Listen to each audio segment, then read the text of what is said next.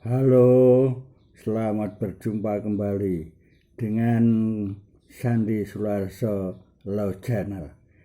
Kali ini saya akan menyampaikan dalam konten saya, yaitu menyampaikan tentang siapa itu seorang maestro penulis cerita silat yang sangat terkenal di Indonesia, yaitu yang bernama Ko Peng Ho. Ya. Beliau menulis cerita silat ya yang sangat terkenal sekali, ya, yang sangat terkenal di Indonesia maupun di luar negeri, yaitu di Cina dan sekitarnya, ya.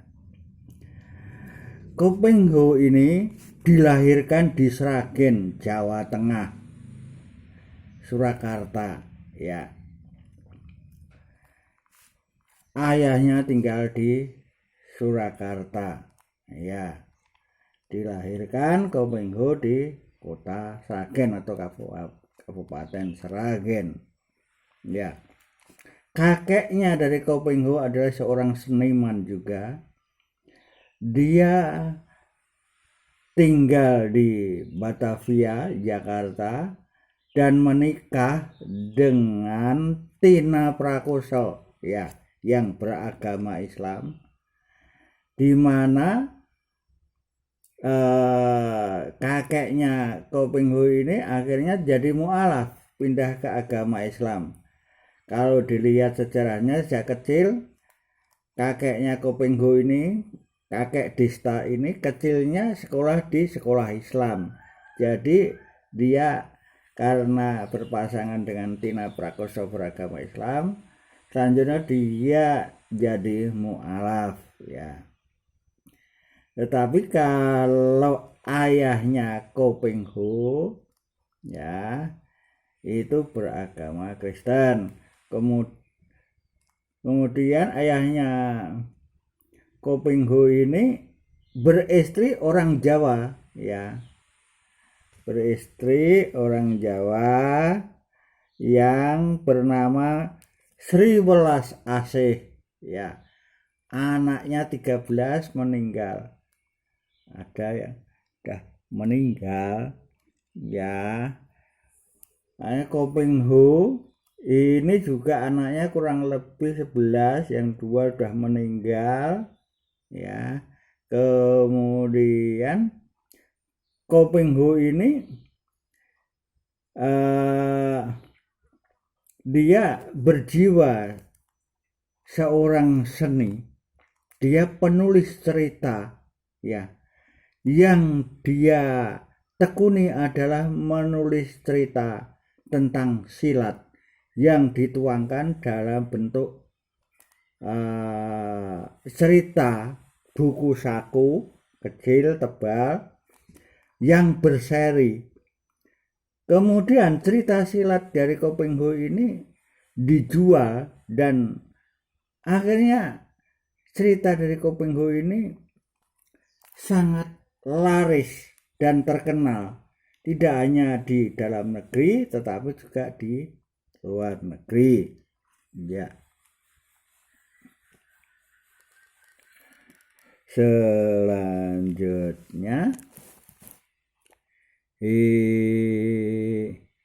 Ko Peng Ho ini dengan anak-anaknya tidak memaksa harus memeluk agama ini. Ko Peng Ho agamanya Kristen, tidak. Silahkan kalau mau memeluk agama sesuai keyakinan Anda sekalian, silahkan. Jadi tidak memaksa, ada kebebasan di keluarga Ko Peng Ho, ya. Selanjutnya cerita silat Ko Peng Ho ini sebetulnya adalah mix atau menggabungkan silat dari Tiongkok dan silat dari Nusantara, silat dari persilatan-persilatan yang tumbuh di Nusantara, ya di Pulau Jawa, ya di kerajaan-kerajaan banyak tempat-tempat persilatan, pendidikan sholat, padepokan yang berkembang pada tahun 18-an, ya kurang lebih itu ya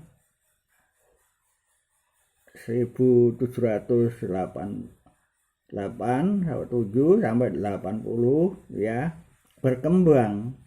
Jadi Kopingho ini mempelajari sejarah bangsa Nusantara ini. Indonesia belum merdeka waktu itu, ya sekarang Indonesia merdeka. Jadi mempelajari filsafat ya Nusantara, budaya Nusantara, filsafat orang Jawa. Dalam cerita silatnya Kopingho ini isinya menggabungkan filsafat Chinese dan Jawa dan Nusantara. Silatnya juga digabung dan dikemas sedemikian rupa oleh Kopingho jadi cerita silat modern. Ya, akhirnya film-film Mandarin justru tertarik untuk menuangkan cerita dalam filmnya mengambil dari Kopingho. Ya.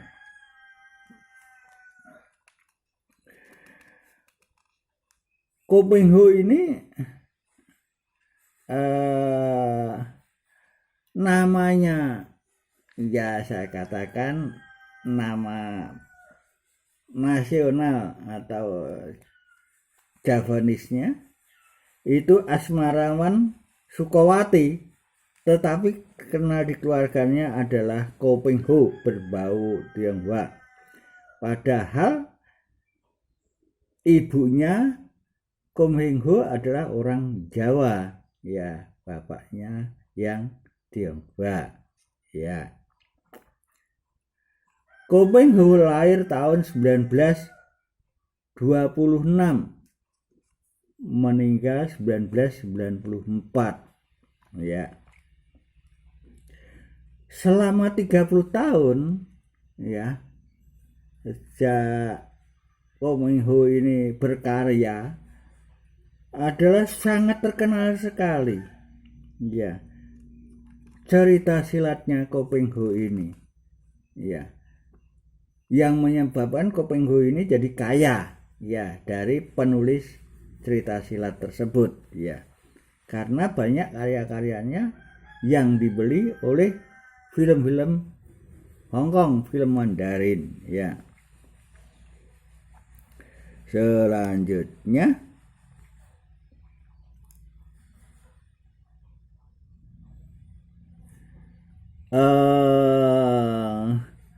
Kopingho, ya. Kopingho ini tadi sudah sampaikan kelahiran Kopingho 17 Agustus tahun 1926 di Kabupaten Sragen, ya. Cucunya dari Mahendra Desta, itu kakeknya Kopingho, ya, yang menikah dengan Tina Prakoso,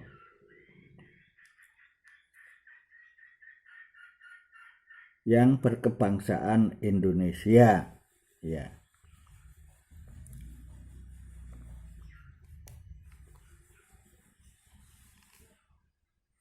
Selanjutnya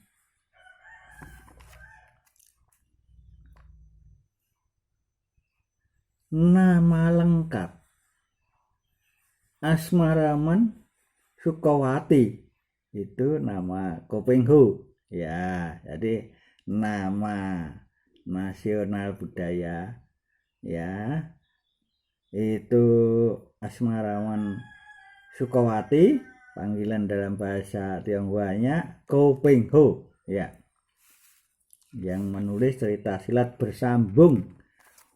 Waktu saya kecil sudah suka sekali cerita dari silat dari Kopingho ini di Solo, ya. Nah, ini sangat terkenal di SMP SMA di sana ya. Kalau pulang sekolah mampir ke persewaan buku yang dicari cerita bersambung silat Kopeng Ho. Karena di dalam cerita silat Kopeng Ho itu mengandung suatu arti kehidupan bagi bangsa dimanapun ya, mengandung filsafat hidup, baik filsafat hidup Nusantara maupun Tionghoa. Jadi ini di mix ya dalam cerita itu oleh Kopeng Ho. Selanjutnya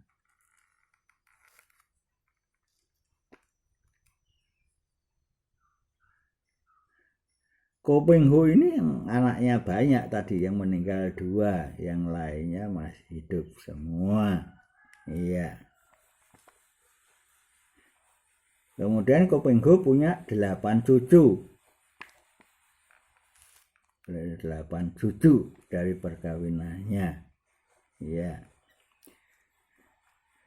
Cerita dalam cerita silat yang dikemas Kopeng Ho ini banyak mengandung arti dari kehidupan manusia di mana saja ya.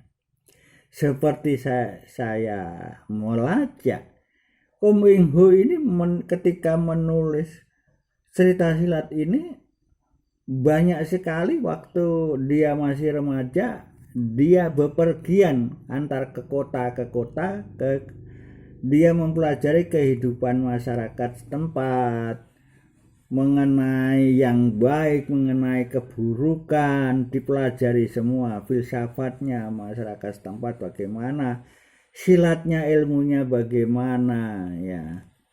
Ini dikemas oleh Kopeng Ho dalam penulisan cerita silat, termasuk daerah yang dituangkan dalam cerita silat itu adalah daerah Gunung Sumbing ya, dekat dengan Temanggung ya, Sindoro Sumbing, yang banyak guanya yang dulu dipakai untuk pelatihan persilatan dan bertapa orang-orang Nusantara untuk melawan company ya.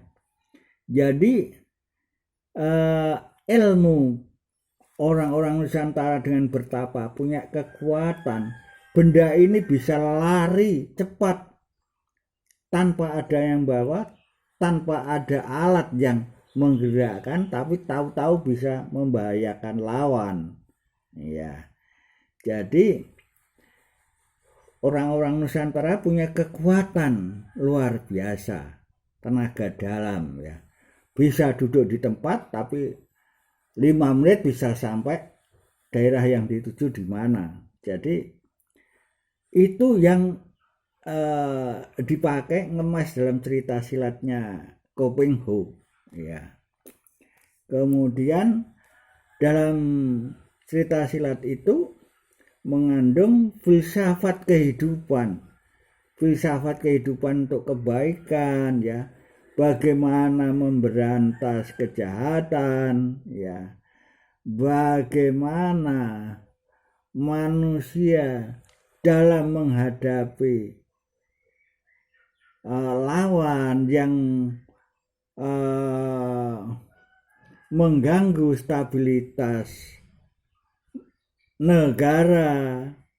Itu dalam cerita silat itu dikemas bagaimana mempertahankan negara, bagaimana melawan musuh-musuh ya, ada dalam cerita silat itu semua. Jadi ilmunya banyak sekali, termasuk ada persilatan di situ, ilmu percintaan, ada ilmu untuk berdagangan dalam persilatan, ada bagaimana dagang bisa maju, bisnis tidak ada yang ganggu dan sebagainya. Ini dikemas oleh Kopeng Ho. Jadi cerita itu seolah-olah sebagai guru juga bagi bangsa di mana saja, guru kehidupan, dikemas dalam ilmu silat ya, dengan silat-silat modern ya. Selanjutnya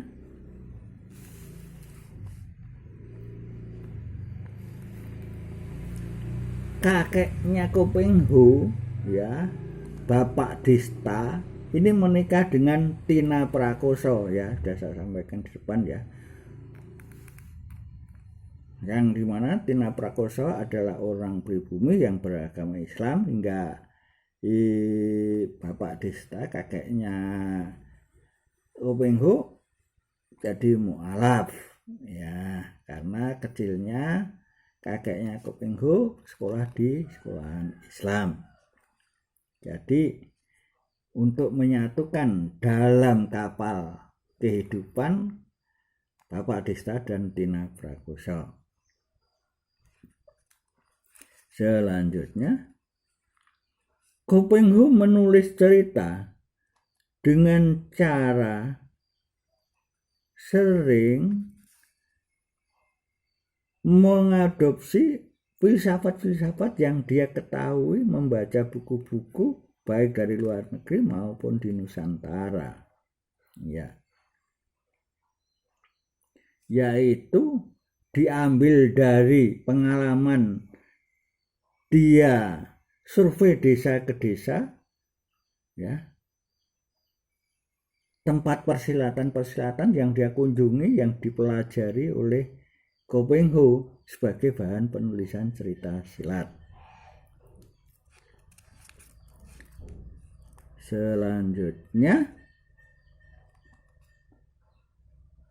Kopeng Hu ini tidak melihat fisik dari manusia dan budaya dan filsafatnya, tetapi juga daerah tempat yang cocok untuk mengemas cerita silat, yaitu daerah gunung dan gua-guanya, ya, yaitu yang ada di Gunung Sumbing dan Sindoro sekitarnya, itu dikemas dalam cerita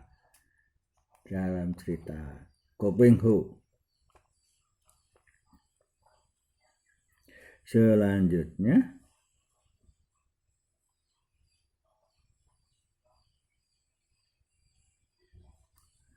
Kopeng Hu ini sangat lihai dalam menyerap ilmu-ilmu yang dihadapi, yang dilihat langsung sendiri, ya, dilihat langsung sendiri dan didengarkan, ini sebagai bahan untuk membuat cerita silat yang sangat terkenal itu, yang dari penulis-penulis film dan produser film luar negeri banyak yang mengambil cerita silat dari Kopeng Hu. Selanjutnya cerita keluarga dari Kopeng Hu ini, ya, sangat menyambung dengan cerita yang ditulis Kopeng Hu. Filsafat, dia orang tuanya adalah Tionghoa, kemudian ibunya adalah orang pribumi, jadi bisa langsung belajar kepada orang tuanya sebagai bahan penulisan cerita Kopeng Hu. Jadi menggabungkan filsafat dan tindakan perilaku yang dilihat didengar secara langsung Kopeng Hu sendiri, ya. Selanjutnya cerita silat Kopeng Hu banyak mengandung pesan, ya, banyak mengandung pesan tentang kehidupan, ya.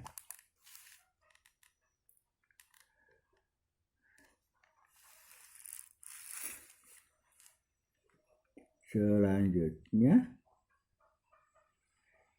dalam cerita silat itu dalam bahasa Mandarinnya Bukek Xianzu, yaitu teknik untuk membela negara. Jadi menurut saya nasionalis, membela negara. Saat itu Nusantara dijajah oleh Belanda, ya.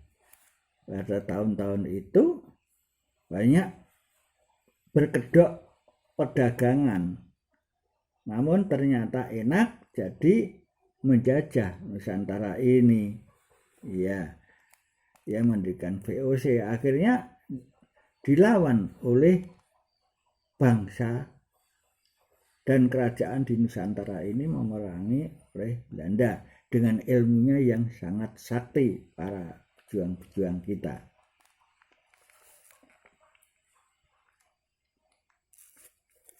Selanjutnya,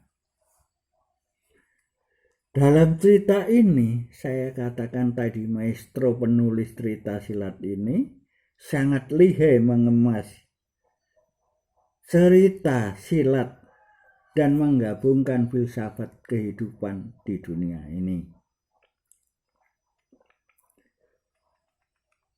Jadi menurut saya cerita silat Kopeng Hu ini tidak lekang dimakan waktu. Jadi cerita silat Kopeng Hu ini sangat bermanfaat kapanpun, ya, waktu kapanpun, dimanapun, ya, tentang kehidupan manusia. Ya.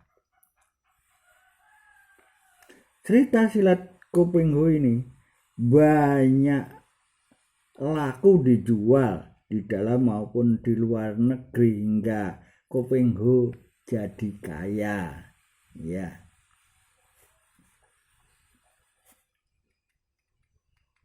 Yang diangkat di dalam film, ya, dengan memberikan suatu dari produsernya kepada Kopeng Hu kompensasi sebagai pengarang cerita fiksi tersebut, ya.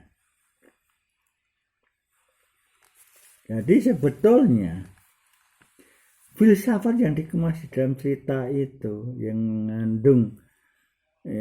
mengandung pesan kehidupan itu mix antara Tionghoa dan Jawa, ya, dalam cerita itu segala kehidupannya, kebaikan, kekurangannya dikemas dengan sedemikian rupa hingga cerita itu jadi apik atau bagus, ya.